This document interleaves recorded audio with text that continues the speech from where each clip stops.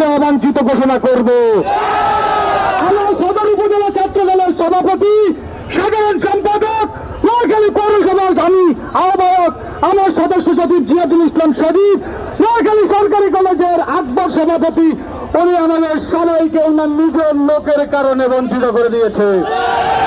আপনারা এই শহর সাক্ষী আছেন, আমরা গত 17 বছর ফ্যাসিস্টের বিরুদ্ধে আমরা লড়াই করেছি, কিন্তু নাসির আওয়ামী লীগ পরিবারের সন্তান, তার বাবা আওয়ামী লীগের ওয়ার্ড মেম্বার, সে এখন আওয়ামী লীগের লোক দিয়ে এখন আমাদের দল নষ্ট করতে চাচ্ছে।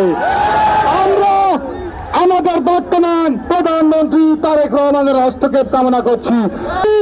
আমাদের ব্যাকগ্রাউন্ড দেখে আপনারা এই কমিটি বিলুপ্ত করবেন। যদি এই কমিটি বিলুপ্ত না করেন, আগামীতে আমরা কঠোর কর্মসূচি সহ হরতাল সহ বিভিন্ন কর্মসূচি দিতে বাধ্য হব।